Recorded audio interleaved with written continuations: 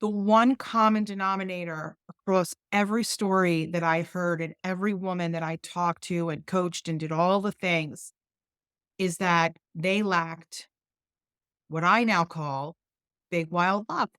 So people think that big wild love is about finding love with another person. And sure, maybe at some point that's the outcome. But big wild love is really all about self love with the intention of loving and understanding ourselves enough that we can take the big, bold steps and let go.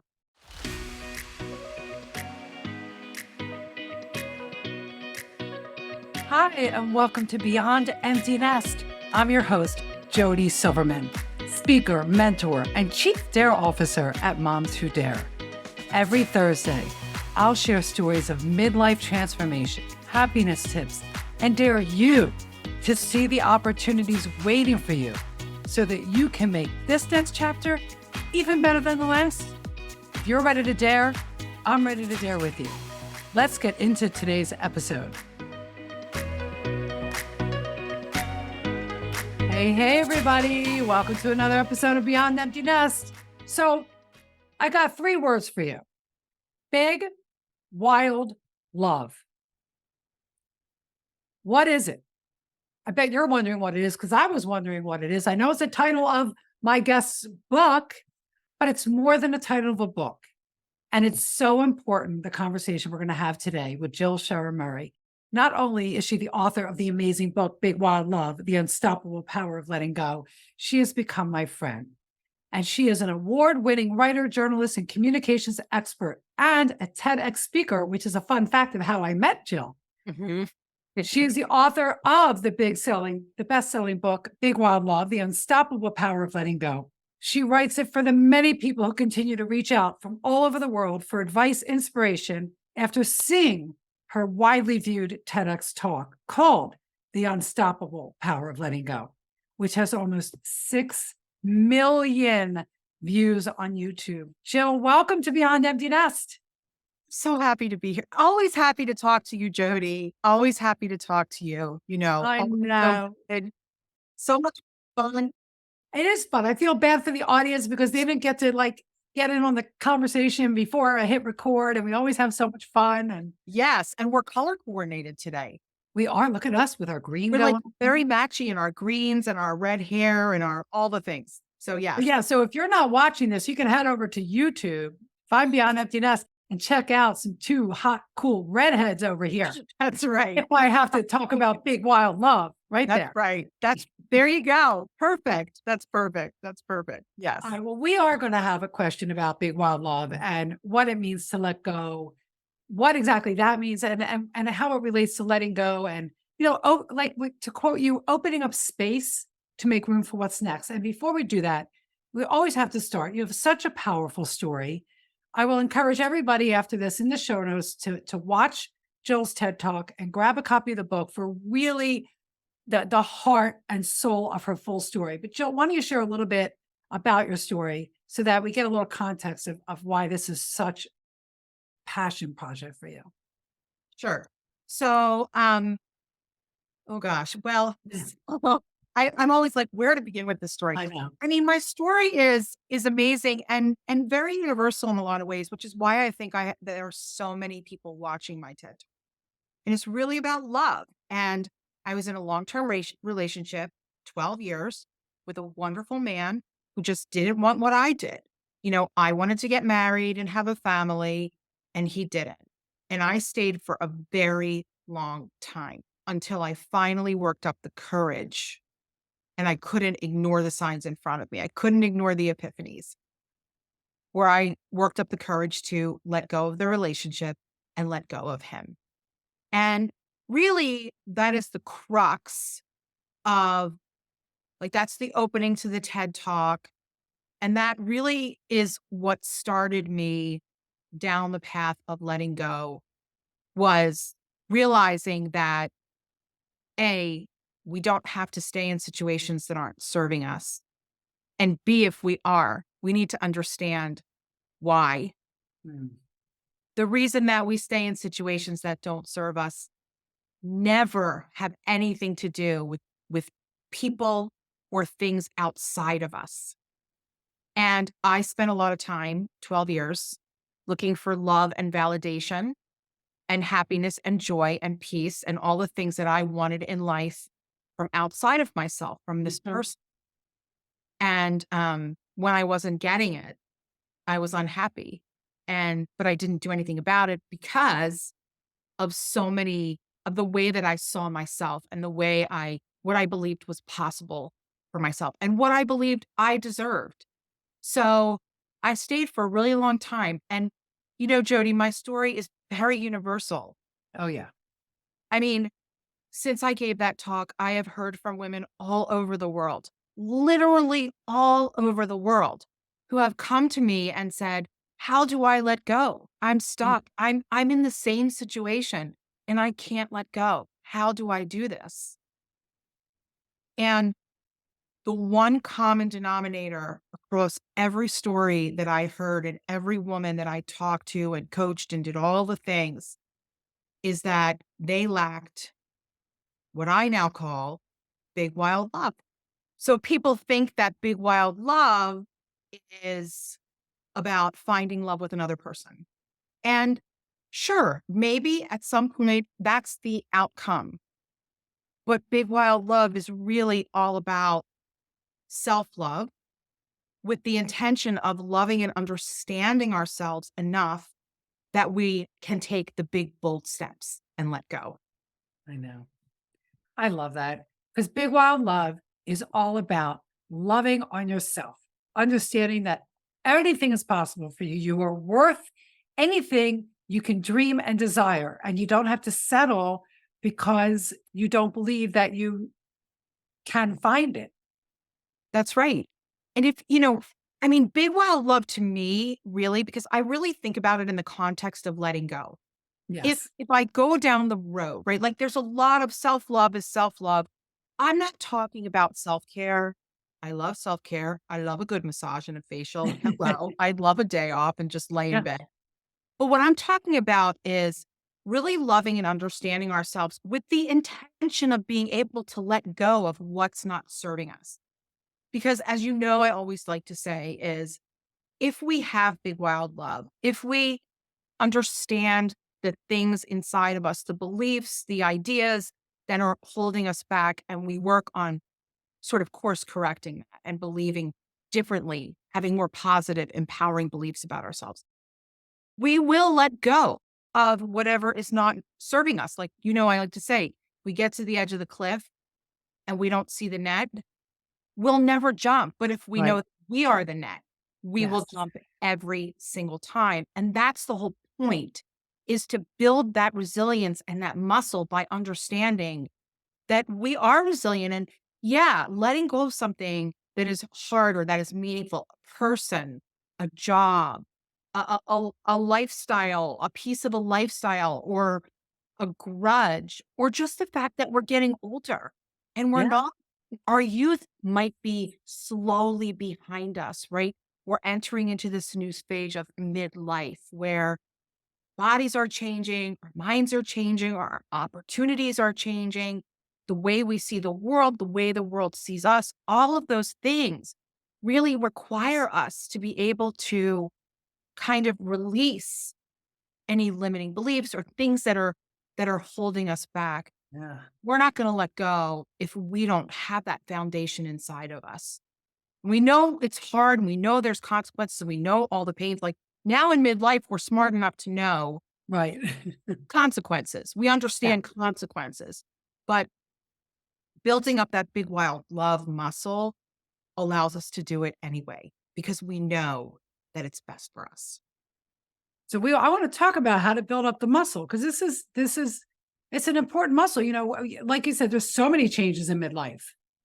I mean, and the level of accepting, letting go of what was and accepting what is. Like I'm 57 and my body can't move on the tennis court like it did when I was 30. Right. And in another 5 to 10 years, it won't move like it was doing here. And it doesn't look the same as it looks when I was 30. So there's so much in midlife. And then you triggered all these thoughts. Like it reminds me of motherhood, like being able to let go of how we were mothers for the first 18 years of our children's lives. And now, and letting go to make space for how we can show up as moms for them as adults and for ourselves in this newfound woman space, midlife space for ourselves. There's so much around letting go. And so I don't even know how you begin. I mean, I know you say in the book that obviously you share a lot about your story. You share in the book that you had an epiphany. And you share in the book, you actually say, the fact is that we have epiphanies all the time. But the problem is that most people sleepwalk their way through them because they're not ready to see the truth. And when I read your book, what the first thing I thought it was like, if we're hearing the epiphanies, if we pay attention to them and want to hear them, the epiphany can be that springboard, that that trampoline that launches us into the letting go process and into big love. So talk a little bit about epiphanies for people who, Well, I mean, it's the portal. yeah, the It's the portal. That's a portal. good word. It's the portal. I mean, one of the things I want to say just to you, and I'll get to epiphanies is, when you talk about like being a mom and how do you be a mom to adult kids? I mean, I think, it's always looking at like that's mother energy now, right? What do Yes. we do with the mom energy? What do we do with the natural biological impulses that we have that now we need to figure out, kind of where do we put them? A lot of that and a lot of like figuring out where to go next and like even not wanting to see your epiphanies, right, is all about our biological need for safety. Mhm. I So like we're, that. so we're wired for safety. As Yes. human beings, we're wired for safety. Like we're not wired to be like, hey, go jump off the cliff. We're not We're wired. not wired for daring. We're As not our wired. friend Yeah, Luann Kahn would say, we're not wired for daring. we are not. She would, and we are not wired for daring. We are wired for safety. And so the whole big wild love piece is that gives us the grounding that makes us feel safe in an unsafe space around what we may not articulate in our minds as, oh, this is going to be an unsafe decision. Like I'm going to ignore that epiphany because what it's telling me to do is not safe Mm. versus saying, I'm gonna look at that epiphany. I'm gonna sit with it and I'm gonna think about what it's asking me to do. And I'm going to evaluate how I feel about that. And I'm going to look down the different paths that it will take me if I listen to the epiphany or if I ignore the epiphany. Is the epiphany going to go away? No, Mhm. no. Epiphanies don't go away. They just get loud, They keep knocking in right? here. Yeah. No, but I like that. But you're also not saying jump. You're saying it's okay to, but acknowledge the epiphany. But don't stop ignoring it, stop running through it, stop hiding from it. Recognize, okay, there's something happening here. I'm gonna sit with it and understand how it makes me feel and what my choices are. That's right. Instead of immediately saying, oh my God, I see something now that I haven't seen, which by the way, just by virtue of seeing it means that your body is starting to open up to it, right? That you're allowing yourself to see it because it's like the beach ball that you keep holding down. Eventually it gets, like up into your windpipe and it starts to gag you. You've Yeah. got to look at it. But you don't have like letting go is not about, having an epiphany, making a decision and letting go the next morning.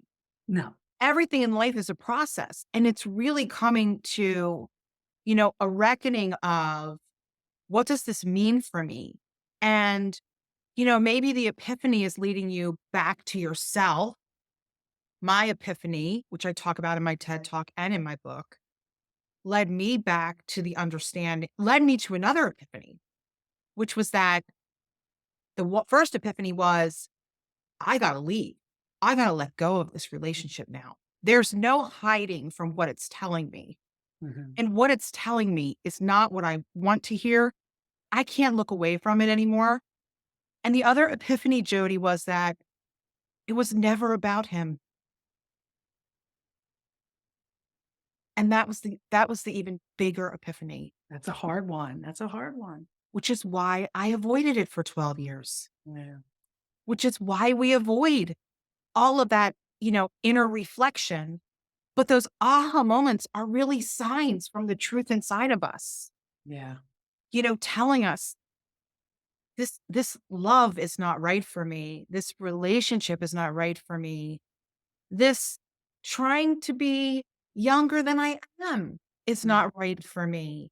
This trying to get my body back to where it might likely never go again is not right for me. No.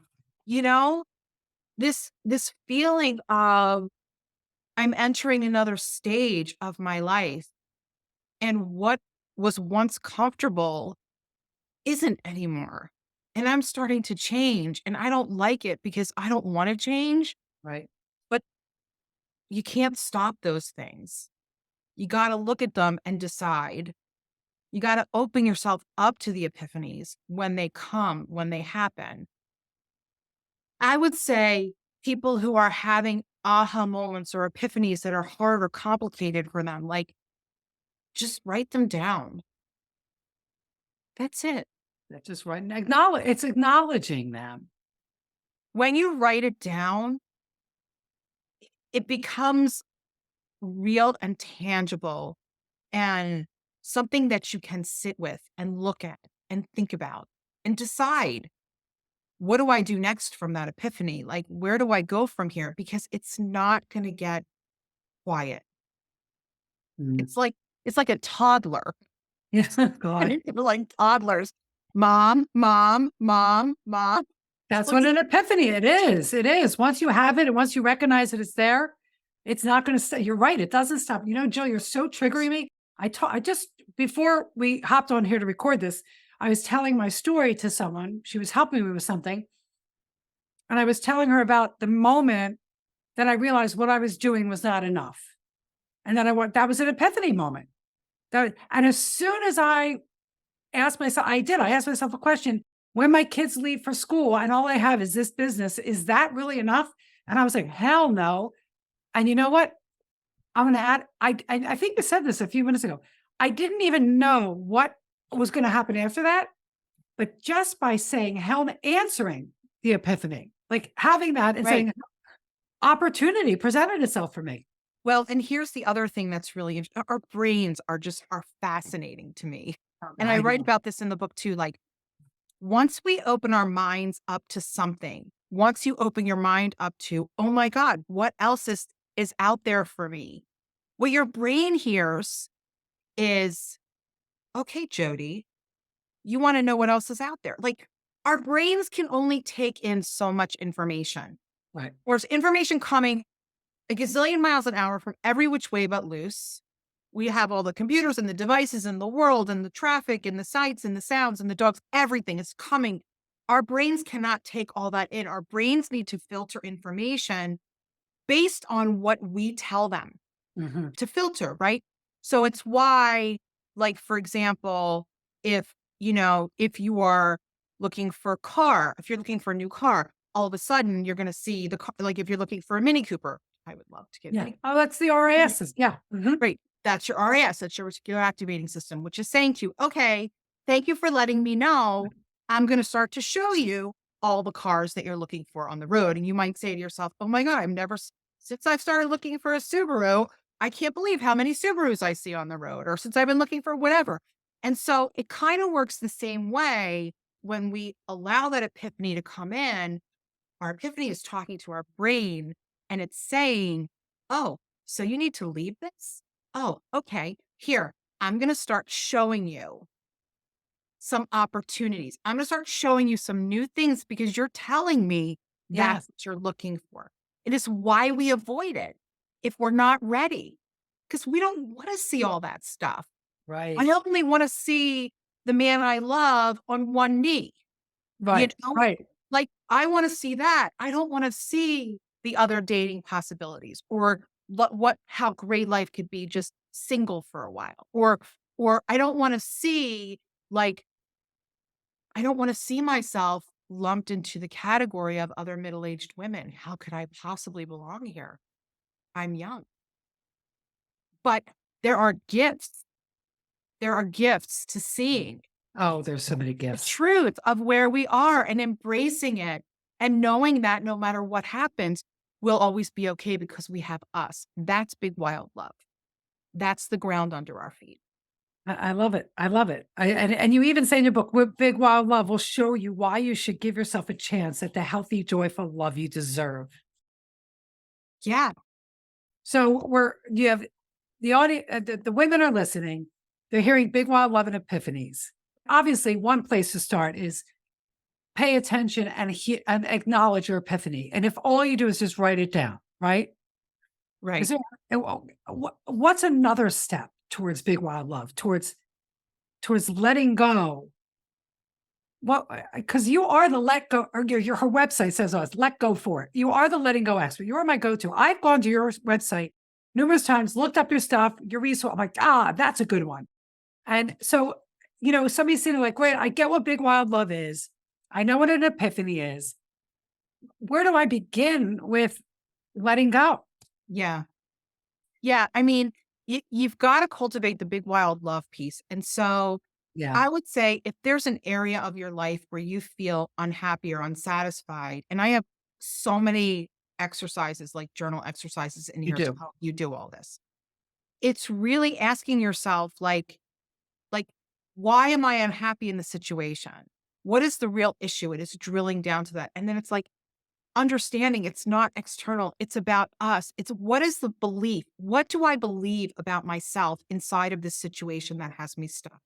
Do I I love feel like I'm not good enough, smart enough, worthy enough, pretty enough, thin enough, tall enough, young enough? Um, do I feel like, where is that? Because that's what needs to be addressed. I was with someone and they were saying to me that they were unhappy in a relationship. And they were saying that they just wanted, like, they take everything personally and they just want to be with someone who doesn't make them feel like they have to take everything personally. And I was like, dude, that's an inside job. Yeah, Like, if you're looking for that from a person outside of you, that's your work, not theirs. That's your work. And we all have to do that kind of work. It's once we can cultivate and say, I'm afraid to let go of this job because I'm afraid I won't find another one. Is that true? Is that really true? Show me evidence that it's not true. Show me all the jobs you've gotten before, right? It's like working through those limiting beliefs, yeah. I put, love it. putting your arms around the truth of who you are and where you're at in life and what you want and what you don't want is getting really close up to that and accepting and embracing it so that you can turn around and make a plan for getting what you do want. Oh my God. Sometimes when we're embroiled or mired down by the things we don't want, we can't begin to even think about what we do want because we're surviving. Right. And when we're surviving, we're not building. Someone is running from a tiger, they're not building a business. They're Oh, yeah. running from a tiger. Right. I Like, love that analogy. that's Yeah. where all the energy is flowing to. So it's about listening to the epiphany, digging, reaching deep inside to understand why you're stuck, giving yourself kudos for recognizing the epiphany and looking at the beliefs that are holding you down. I'm stuck in this relationship because my mom told me I was fat when I was little and boys don't like fat girls and I have someone, so I'm just going to stay. Mm, I'm stuck in this relationship because I'm old now. Who's going to want me? yeah. I'm stuck in this relationship because Because I don't want to hurt, because I don't want to make my kids upset. I don't want to hurt my kids. I don't want to hurt my kids. That's I'm a big stuck in one. this relationship because, well, I have someone and a lot of people don't. I don't want to be alone. I'm stuck in this job because, it's a good paycheck and I need a paycheck. I'm stuck, trying to get myself back to my youth because youth is wonderful. Everybody loves youth. Right. Nobody loves midlife. What are they going to do with a midlife woman except walk by her? Which, by the way, is not true. Oh, so not true. I'm like, you just gave me an idea for a whole nother episode. which is great, which is so not true. But you know what? Even if people do walk by you, Yeah. right? That's not a referendum on you. That's what we feel and believe about ourselves that allows us to keep pushing forward. So once you have the epiphany, once you write it down, for goodness sakes, take all the time you need to process how you feel about it. And if that epiphany leads you to loss, because letting go is often about loss, Mhm.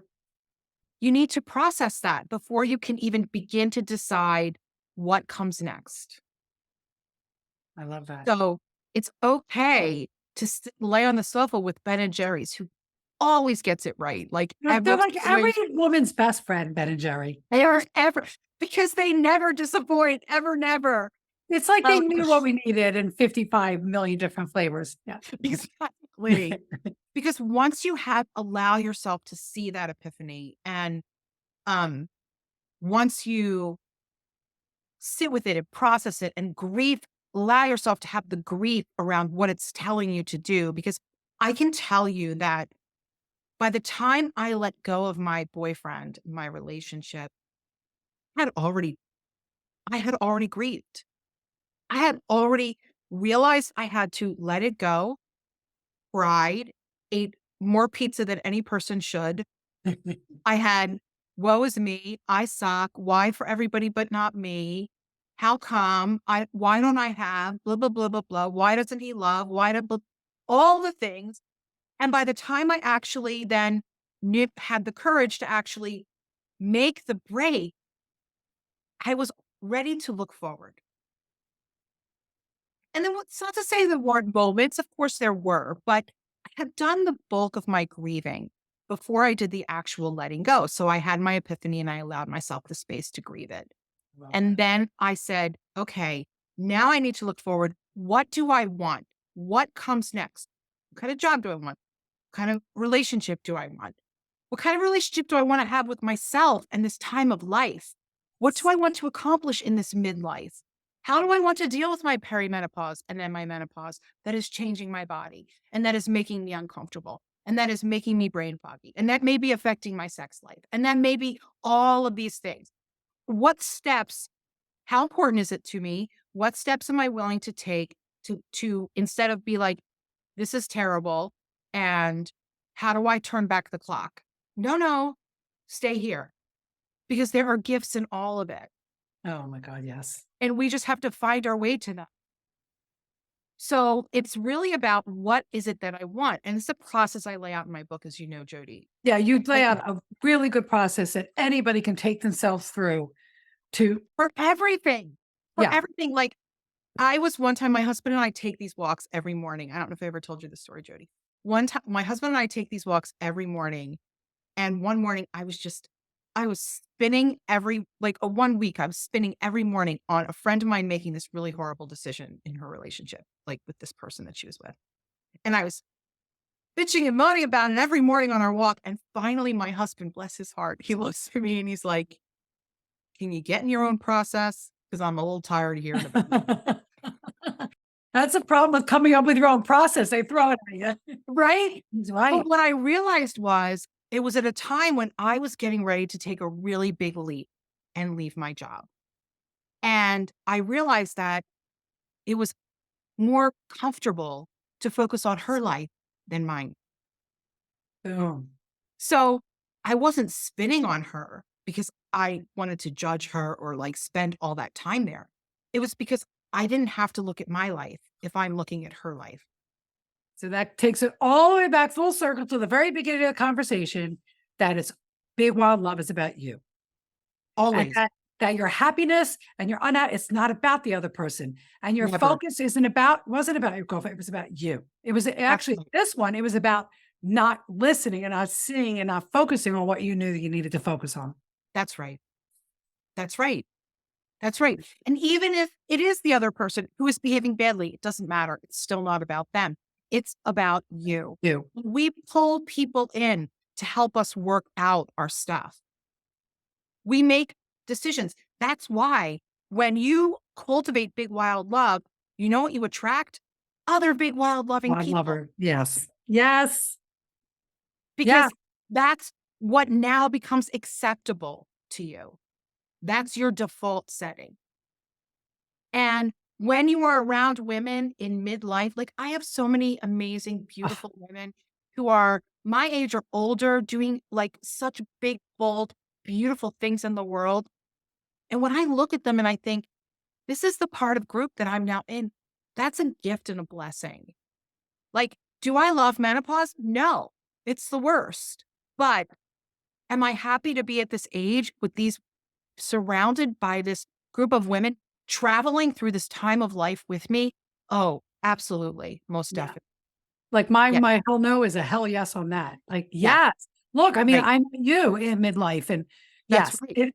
there is so much change and so much you have to learn to accept, let go of and accept. And yet there's so much opportunity, possibility, and great, beautiful things Right. also moving through that. So it's about letting go. It's about big wild love. I love that. We learn how to coexist inside of like two realities that life is precious and short getting shorter and anything can happen at this time. And at the same time is that we embrace and have deeper perspective around what really is important in life and what makes life happy and what makes us happy because we're willing to acknowledge and admit that this is Yes. what makes us happy because we love ourselves and we want better for ourselves and we want more for ourselves and we want to realize and live inside the truth of who we are. And this is the time for us to start doing that midlife. Well, Mid and when you do, and I know it's a cliche, put the oxygen mask on first, but when you do honor yourself first, and when you do things that make you feel good and light you up, you will attract those relationships that right. light you up, that you can add light to. It's a ripple effect. It has to start with you. It has to start with big wild love. It has to start with honoring you, your desires, who you are, embracing every bit about it. It has to. I think one of the things that people will probably resonate with too is on the flip side of that, when you're big wild loving, your world gets better. The Mm, people in your life get more quality, but they may decrease that's true. That's yeah, that it will happen. It will, and in that's okay. volume. And that's okay because like I say this to women who are looking for dating or love or even like friendship. It's like you're looking for people who are happy with themselves because that's who you are. And that's hard to find sometimes. Mhm. So you may not have 8,000 friends who are struggling. You're going to have maybe a nice group of friends who are strong and self loving like you are, who will bring that to your life and the drama will fall away. And so, again, that's letting go. That's letting go of the idea that more is more. Yep. That's letting go of the idea that all the people in your life will travel with you the whole way. That's letting go of the idea that because maybe someone else can't handle your strength and your big wild love, that's about you. Because I think that comes with it too, Jody. Like I think as we step into the real power of who we are, and we do become big wild loving, and we start to set boundaries for ourselves as a result, Mhm. and we start to create criteria for what we want and who we want in our lives. Sometimes there are hard choices, and Yeah. we have to let go of some people that we may love, um, and they may let go of us. This is true. All of it's true. All of it is true. So, okay, so that's leading me so many good things. So, absolutely rewind and listen to it because Jill did outline at least 3 to 5 steps so you can begin taking right now to get to your big wild love, to start the process of hearing your epiphanies, letting go, and making space for what's next. How, and with that being said, I'm throwing this one out at you. We didn't talk about this before I hit record. Every episode we end with our guest sharing a dare, daring our audience to do something. And if I may lead you into something that I think would be a really good, because you did this without them knowing. I only know because I know your resource on your website and I'm staring at the page. in your book and on your website, you have something called letgoables. Mhm. Yeah. So one dare might be go through the process that you outlined during this conversation. So maybe this is the double dare. And I love this because you listed so many let goables during our conversation. So briefly, what's a let goable? And I think that could be a really good dare or double dare to start a list of let goables. I have I love that. Okay, first of all, I will say let go is a completely made up word by me, Jill I Scherer love the Murray. word. And it's anything that is standing between you and what you want. And I would say that you need to let go of. And I have a list of 100 let goables in my book. I'm looking at it. Because if you're thinking, well, I don't know, I need to let go of, like, what do I need to let go of? I promise you, if you go through that list, you will be like horrified and overjoyed. Well, Beyond anything. you even right. You let go of a bad relationship. A bad relationship is a let goable. You just said fear of living alone forever is a let goable. The idea that no one will ever love me is a let goable. The anger of being falsely accused of being something you're not is a let goable. Like a toxic friendship is a let goable. Yeah. The feeling that life is not fair, let that go. I hate that one. Life is not the idea that this all brings it back to the core message here that it is all about you and that we have to empower ourselves and be honest with ourselves that if it's to be, it's up to me. Like I love that quote. If I'm going to be Yes. happy, it's in here. If I'm So going to be fulfilled, it's in here. Right. great. So I would say as a dare, here's what I would dare people to Yeah. do. You do the dare. Okay. I would take a piece of paper and on one column I would say, what do you want? And then on the other side, I would say, what do you have? And then I would say, what is the let goable standing in between? Love you. You can make a list on both sides. Maybe it's what do you have? What do you want? Whether you're right or left handed, whatever's easier And for what you. is the let goable? That is standing between you and what you have and what you want. The other really great thing about that exercise, Jody, is that when you write down what you have and what you want next to each other, that can inspire a whole lot of epiphany. Mm, I love that. So grab a cup of coffee, put on your cozy slippers, throw on the fire, tell everyone, put a dog on your lap, tell everyone to go away, take out a bit notepad, make the list of columns. What do I have? What do I want? Trying to make you all see me right now. And then what is the let goable? Start there. And if you don't know what the let goable is, that's the first step of your work is to figure that Oh my God, I love that. The best dare ever. out. Is a great dare. It is. It's one that's a really good dare. So yeah, oh God, Jill, so many good. This was such a good conversation, such an important conversation. You know, Yeah. loving ourselves and accepting ourselves and paying attention to what we're saying to ourselves. It's like we and women in general, we have the power to hear the epiphanies. We have the Yeah. power to trust them and move through them and come out with big wild love. And I can't thank you for saying yes to being part of this show. Uh, I love to talk about it and it's work that never ever ends. So No, I love talking about it, Jody. Thank you for having me on your pod.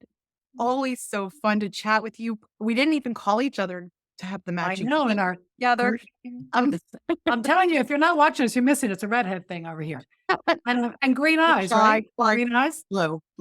Yours are oh yeah, there you go. Blue it on the green. All Yeah. right. So what do I say, everybody? You know what I'm going to say. My goal when I created this podcast was for you to take away one thing from each episode, just one thing, and make it your own, implement it, and make it work in your favor. So, what was the one thing that Jill said today that you had an epiphany about that hit you right in the heart? That you said, "Oh, I can do this." Do it and share it with us. Leave us a comment. Email me. Leave us a review. I will make sure Jill gets your comments, I promise. And do the dare. Accept the dares. The dares, they're the actionable Mhm. steps. They are the actionable steps that will lead to huge, big changes and lead you to big, wild love. And as I always say, dare on. Thank you for listening to this episode of Beyond Emptiness. Head over to jodysilverman.com for full show notes, more information, and additional resources. Speaking of additional resources, I've got a great one for you in the show notes below. So if you've enjoyed today's show and are ready to embrace this midlife chapter, then you're going to want to grab our featured resource called the Self-Talk Cleanup Challenge. You may not think so, but to quote our friend Oprah, the one thing I know for sure is that negative self-talk and thoughts are what's keeping you stuck in fear and lacking confidence to take the leaps in midlife that you desire to take. When you grab this resource, you'll receive the exact exercise my first coach took me through. It's simple, yet powerful. In addition, I'll send you a few other tools and tricks to help you knock out the negativity when it shows up, thereby increasing your confidence and your overall happiness, allowing you to have fulfillment and fun in midlife. You deserve it. So go ahead and grab your copy of the Self-Talk Cleanup Challenge, and I'll see you next Thursday. Until then, dare on.